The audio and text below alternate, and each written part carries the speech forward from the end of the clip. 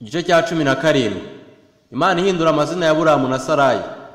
Aburamu amaze imyaka 99 avutse, Uwiteka aramubonekera aramubwira ati, "Inge Imana ishobora byose, ugendera imbere yanjye kandi utungane rwose.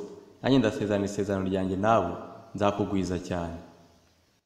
Aburamu arubama, Imana iramubwira iti, "Dore isezerano ryanjye ubwanjye ndariguhaye, nawe uzaba sekuruza w'amahanga menshi, kandi ntuzitwa ukunda Aburamu, ahubwo wiswa Aburahamu, kuko nkugize sekuruza w'amahanga menshi.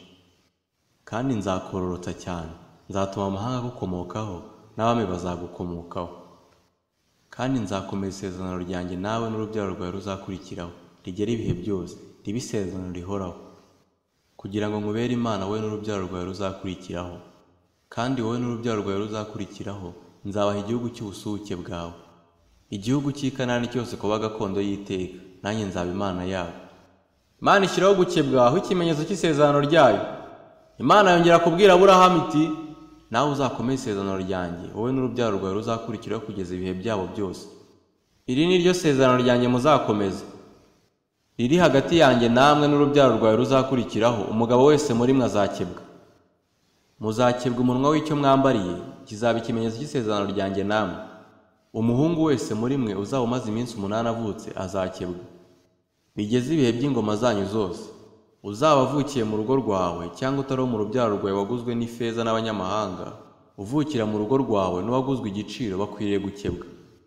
Kandi isezerano ryanjye rizaba ku mibiri yanyu, ribe isezerano rihoraho. Kandi umugabo utakebwa umunwa w'icyo yambariye azakurwa mu bwoko bwe, azaba yishe isezerano ryanjye." Imana isezeranya yuko Sara azabyara umuhungu. Imana yongera kubwira Aburahamu iti, "Sarayi umugore wawe ntukamwita ukundi Sarayi, ahubwo ujye umwita Sara. Nanjye nzamuha umugisha kandi nzaguha umwana w'umuhungu kuri we. Nzamuha umugisha koko, kandi azaba nyirakuruza w'amahanga. Abami b'amahanga bazakomoka kuri we." Maze Aburahamu arubama araseka aribaza ati, "Ese umwana azabyarwa n'umaze imyaka 100 avutse? Kandi na Sara umaze imyaka 90 azabyara?" Aburahamu abwira Imana ati, "Icyampa Ishimari akabaho ari imbere yawe." Imana iramusubiza iti, "Ahubwo Sara umugore wawe niwe uzabyara w'umuhungu, uzamwita Isaka. Nanjye nzakomeza isezerano ryanjye nawe, ngo ribere urubyaro ruzakurikiraho isezerano ridashira. Kandi ibya Ishimari ndakumviye, dore muhaye umugisha, nzamwororotsa mugwize cyane. Azabyara abatware 12, kandi nzamuhindura ubwoko bukomeye. Ariko isezerano ryanjye nzarikomeza na Isaka, ubu uzabyarana na Sara mu gihe nk'iki cy'umwaka utaha, kuko ari cyo nashyizeho." Imana irorera kuvugana nawe, irazamuka iva aho Aburahamu ari.